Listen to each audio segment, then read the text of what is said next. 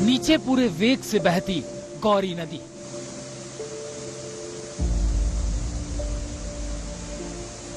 और इस धार की मझधार को पार करने की चुनौती से जूझते बच्चे।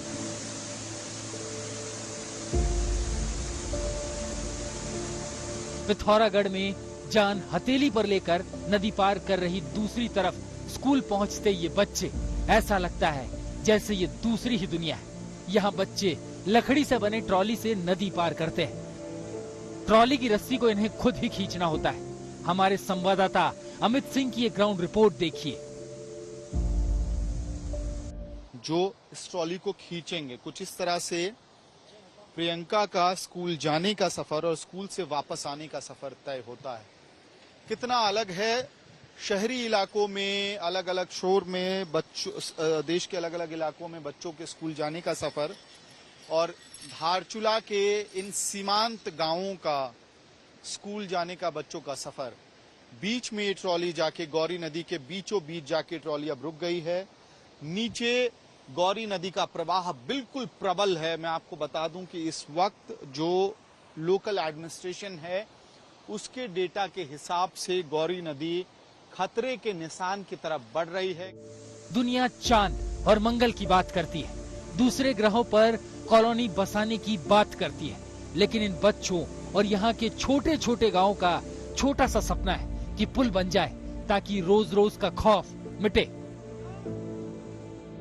प्रियंका दूसरे छोर पे चली गई हैं, आज की कक्षाएं हो गई हैं, लेकिन कल फिर जब प्रियंका और उनके साथी धारचूला के इन सीमांत गांवों से निकलकर स्कूल जाएंगी पढ़ने के लिए, तो उनको इसी गौरी नदी के प्रबल प्रवाह को इस ट्रॉली के द्वारा पार करना पड़ेगा।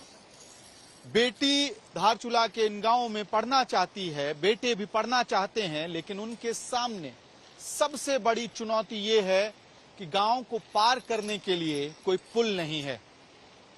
और सबसे बड़ा सपना इस वक्त इन बच्चों के लिए ये है कि एक पुल बन जाए। एक वक्त था जब यहाँ पुल बना भी था, लेकिन 2013 की आपदा ने उसे बहा दिया।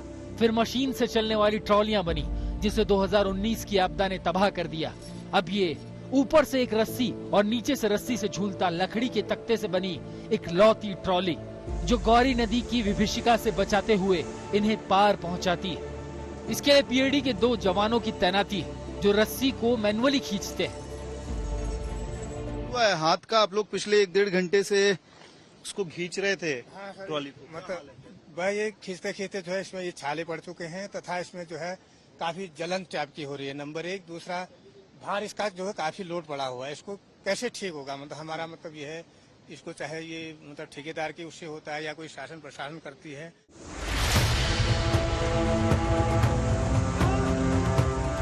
ये छोटी मोटी परेशानी नहीं, परेशानियों का पहाड़ है।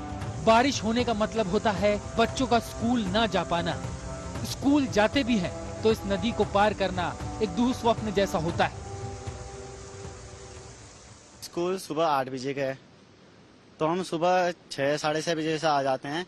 और सामने एक गदेरा है उतना बड़ा सा, उसको भी पार करना पड़ता है। फिर गरारे पे आना पड़ता है, जैसे ये ट्रॉली पर आना पड़ता है। फिर ये जो गार्ड लग रखे हैं, ये पीआरडी वाले लग रखे हैं, ये भी हमारी हेल्प करते हैं बहुत। ये भी खींचते हैं, फिर हम भी खींचते हैं थोड़ा थोड़ा, पर हाथ में दर्द हो जाता है खींचते खींचते। इतनी तेज पानी बह रहा है, ऐसा देख के फिर उसको घबराहट नहीं होती है? थोड़ा थोड़ा घबराहट होता है। और दिनेश, आप किस क्लास में हो? 7th में। तो रोज स्कूल जाते हो या कभी इसके चक्कर में छोड़ देते हो?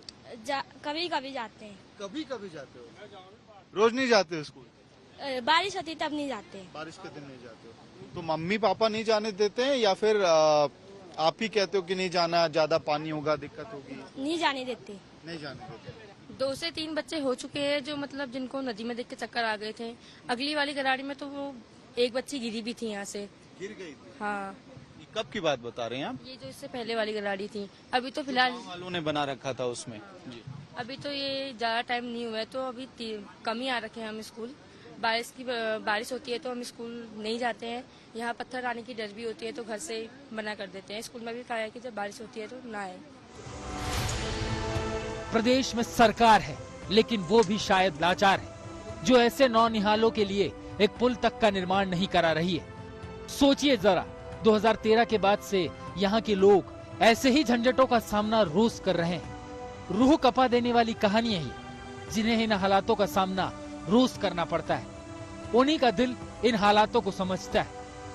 अमित भारद्वाज, धारचूला, पिथौरागढ़, आज तक।